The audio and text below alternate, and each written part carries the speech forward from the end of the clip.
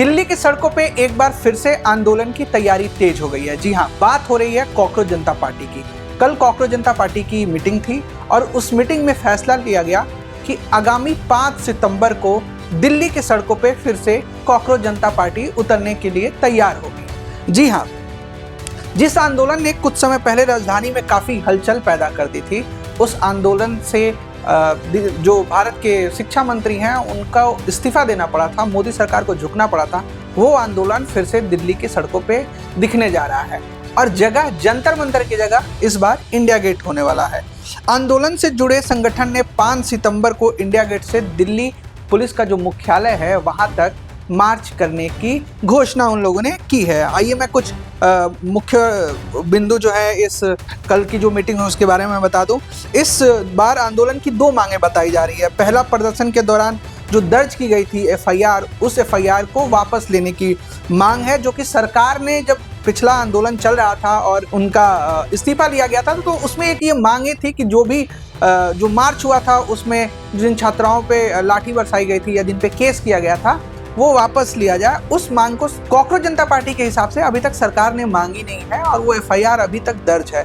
तो पहला मांग वो है। दूसरा, जिन परिवारों ने नीट विवाद से जुड़े घटनाक्रम अपने बच्चों को खोया है उनको मुआवजा की मांग जो कॉकरोच जनता पार्टी का है। तो ये 2 मुख्य मांग है। आयोजकों का आरोप है कि सरकार की तरफ से पहले जो आश्वासन दिए गए थे उन पर अभी तक अमल नहीं किया गया है, उन आश्वासनों पे।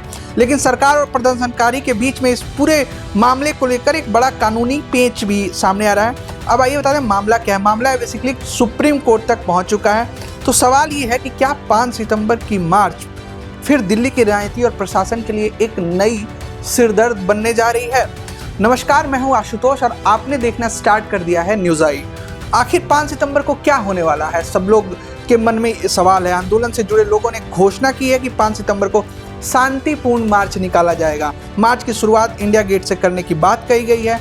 इससे दिल्ली पुलिस मुख्यालय तक जाने की बात भी इसमें की गई है। बेसिकली ये एक तरह का मार्च आयोजकों ने इसको आयोजन किया है। आयोजकों का कहना है कि इस मार्च में उन परिवारों को आगे रखा जाएगा, मतलब वो परिवार इस मार्च में आगे रहे हैं जिनके बच्चों ने सुसाइड की है और अपना बच्चा जिन्होंने खोया है नीट पेपर लीक की वजह से। इसके अलावा पहले आंदोलन में शामिल रहे छात्र, युवा और दूसरे समर्थकों से भी दिल्ली पहुंचने की अपील की गई है। पूरे देश में ये मोबिलाइज किया जा रहा है कि 5 सितंबर को जो कॉकरोच जनता पार्टी का मार्च है उसमें पूरे देश से लोग पहुंचे जैसे कि पिछले आंदोलनों में पहुंचे थे। यानी इस बार कोशिश सिर्फ एक प्रदर्शन करने की नहीं बल्कि देश भर में मौजूद समर्थकों में दोबारा दिल्ली में मोबिलाइज करने का प्लान किया गया है। प्रदर्शनकारी सरकार से क्या चाहते हैं? आयोजकों के मुताबिक पिछली बातचीत के दौरान जो, जैसे कि मैंने आपको पहले बताया था, सरकार से जो बातचीत किए गए थे, आश्वासन दिए गए थे, उनमें सबसे अहम ये था कि प्रदर्शन के दौरान एफआईआर जो दर्ज की गई थी उसकी समीक्षा और निर्दोष प्रदर्शनकारी के खिलाफ एफआईआर खत्म करने की बात थी।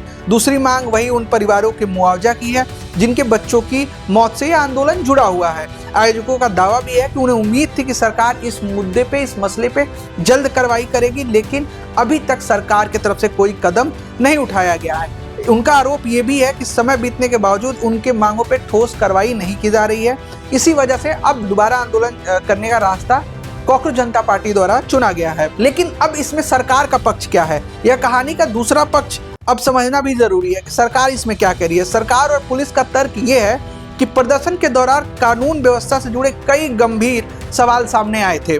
दिल्ली पुलिस की तरफ से अदालत में प्रदर्शनकारियों के कई आपराधिक जुड़े रिकॉर्ड, सुरक्षा व्यवस्था को लेकर भी दलीलें दी गई है।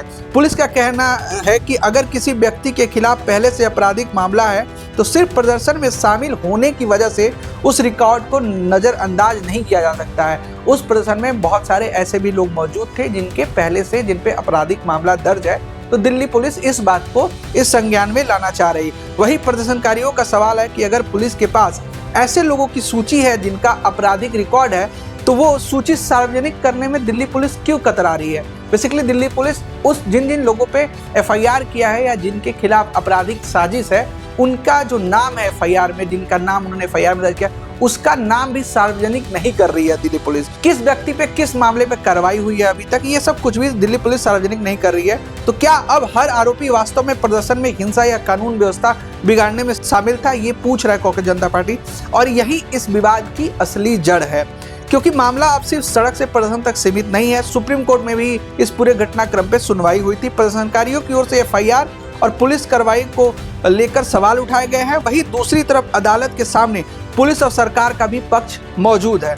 इसलिए अब देखना महत्वपूर्ण होगा कि अदालत इस मामले में क्या दिशा निर्देश देती है। वहीं प्रदर्शनकारियों का कहना है कि अगर सरकार खुद पहल नहीं करती है तो उन्हें दोबारा आंदोलन का रास्ता अपनाना पड़ेगा और देखना होगा, ये देखना बहुत दिलचस्प है, क्या कॉकरोच जनता पार्टी को दोबारा उस तरह का समर्थन मिलता है दिल्ली की सड़कों पे, क्या उस तरह के लोग और वो जेएनजी का हुजूम उमड़ता है। अब ये देखना काफी दिलचस्प होगा। इस खबर पे हमारी नजर बनी हुई है। लगातार न्यूज़ आई ने उस वक्त भी आपको तमाम इस तरह की ग्राउंड रिपोर्ट जाके दिखाई थी। जैसा कुछ भी अपडेट आएगा हम आपके सामने फिर लेके आएंगे। तब तक के लिए आप न्यूज़ आई देखते रहिए, सब्सक्राइब करिए, लाइक करिए। धन्यवाद।